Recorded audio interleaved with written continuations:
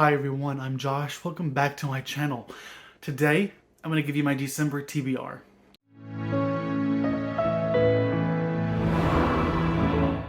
I know it's a little bit late, and I've actually already started several books already. I actually recorded this a couple days ago, and I just wasn't feeling it in that video, so I wanted to give it another try. I also wasn't entirely sure what I wanted to read, and I'll get to that, my meaning there, in a second. But let's just go ahead and start. They're actually above me here, so spoilers, what I'm going to be telling you about.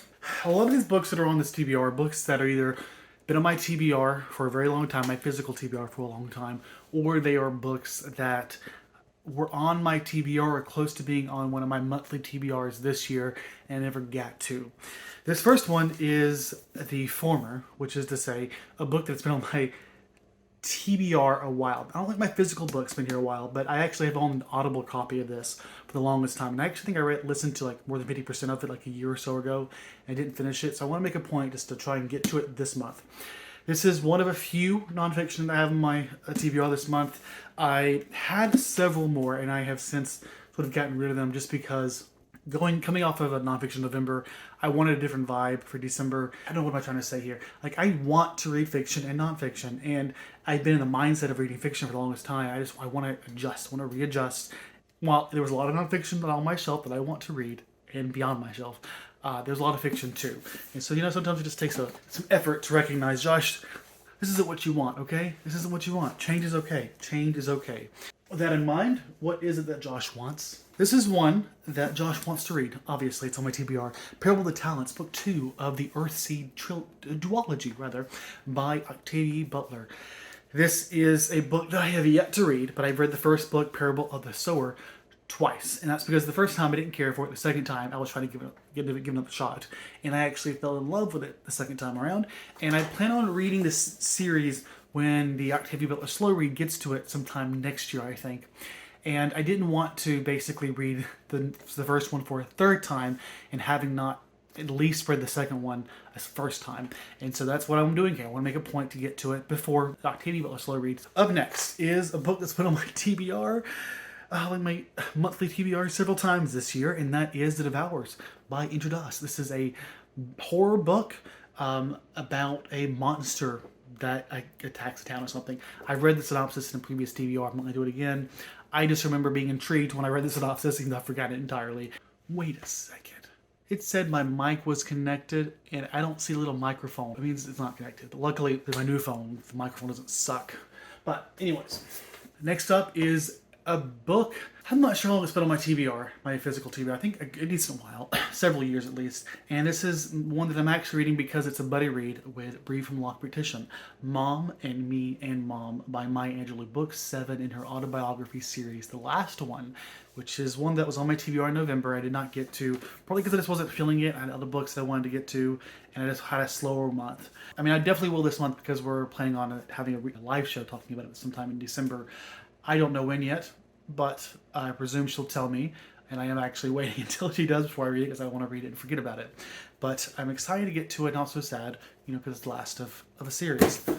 Next is a book that was one that I think I tried to read twice and never quite got far enough into it, which is Woman, Race, and Class by Angela Y. Davis. But this is one that I had heard a lot about and just haven't gotten into.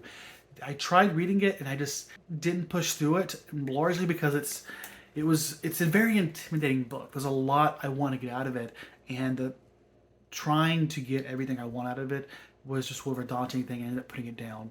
So I'm going to be approaching it slightly different this time. I'm going to be using text-to-speech in addition to just trying to read along to help me stay focused, because that was the problem before, my inability to stay focused. So I'm going to use text-to-speech as necessary to try and get through this month. I'm disappointed in myself because I had a goal this year of reading one anti-racist book per month, and I haven't been doing that.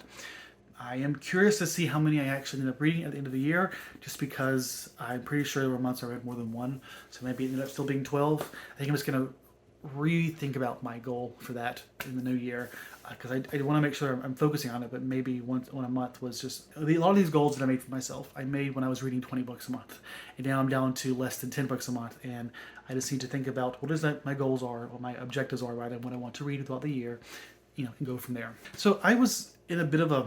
I don't know, I wasn't sure what I wanted to read when I made this video the first time, and I said, there might be another book that I read, and I didn't say which one it was.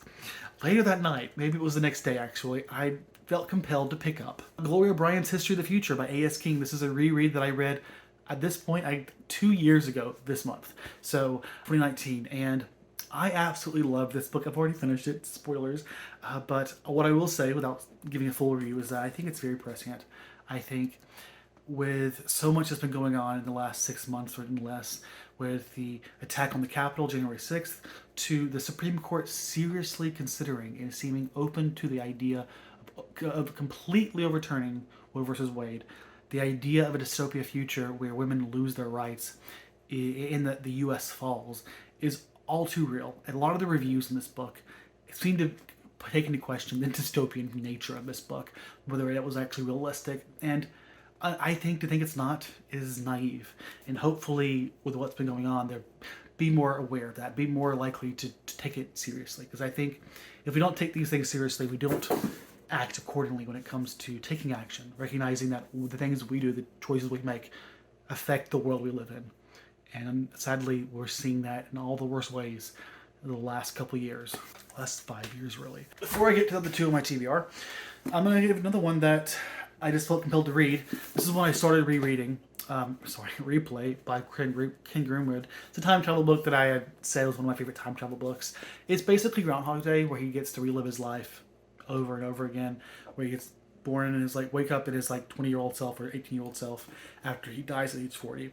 And it's been a few years since I've read it, and I wasn't sure if this was going to be like a Stephen King's It or 11/22/63, where I just started and listened to it slowly throughout the year or whatever. And I've come to the decision that it's just going to be an actual read this month, because I'm actively reading it, and I'm at least more than halfway, I think. But I like it. I don't love it as much as I used to. There's certain problems with it that I'll get into when I get to the review, but still a fun book, but not as, I don't know, it's hard to say I love it. Now onwards. A book that I am feeling hot and cold about all times, it seems. Justin Cronin's The 12, Book 2 of the Passage trilogy. I read The Passage years ago, I think right around the time this came out, 2012, 2014, I don't remember. And then I read this one. I started to read it rather, and then I DNF'd it. I couldn't finish it. I wasn't interested in finishing it. And I don't know why it was. I just didn't. And then The Passage, the show came out, was pretty bad. But it got me re-energized and I got re-interested in trying to go back to it. Because I think, worst case scenario, this is going to be an easy, fun read. Or at least it should be. So I have this, and I have the third one somewhere on my TBR boxes now because I'm moving. And I am at least halfway through this. I was feeling it at first, but the book is very long, as you can see, and I won't lie, I'm feeling like why is this going on for so long? Part of it's just that we're jumping across different characters, different scenarios, I think different times, I'm not sure. And it's just kind of throwing me off. I'm not invested enough to want to have to think about what the fuck's going on. And I'm hoping I can sort of relatch onto the story and keep going. If not, it may end up being a DNF. Lastly, a book that I've started as well today, December 2nd, The Matriarch, Barbara Bush and the Making of American Dynasty by Susan Page. And the reason I chose this wasn't because it's been on my TBR a while, or that it was on my TBR at all this year. Honestly, it was because I read I read Madam Speaker by Susan Page, which came out earlier this year, I think, and I got an arc of that, and I read it, and I loved it. It was a memoir, or autobiography rather, about Speaker Pelosi. And I thought it was really well done. I'm a big fan of Susan Page's work in journalism, and that was what got me to read her book. And then I also bought this one because it was Susan Page's name, more so than Barbara Bush. Now, I've only just started it, and what I will say is that she is doing a really good job making me care about Barbara Bush, showing me just the type of person, the type of difference she made, because she was often, I think, or rather she thinks, underestimated. The things that she did, the role she played in multiple presidents' lives, on society at large. It's working really well. I don't know, at this rate, I feel like I'm making decent progress, but I'm going home, so we'll see if I'm fix the other stuff in there, but that's all that I'm planning on reading this month. I might fit more. I mean, two of those books, the two time travel books, are books that I wasn't planning on putting on my TBR, and then all of a sudden I did. So this could change. Maybe I'll want to refilm this again. At that point, you'll see three other books that I decided to read. I don't know. I'm not going to stress too much about it. Like I said, I'm moving, and then I'm going home for Christmas, holidays, and a lot going on. I also have school, so I really shouldn't be making videos, but I felt compelled. So don't tell my advisor, please. Thanks everyone for watching. If you made it this far, all the way to the end, please give me something holiday-y, emoji-wise. And as always, stay safe and have a great day, and I'll see you all next time. Goodbye.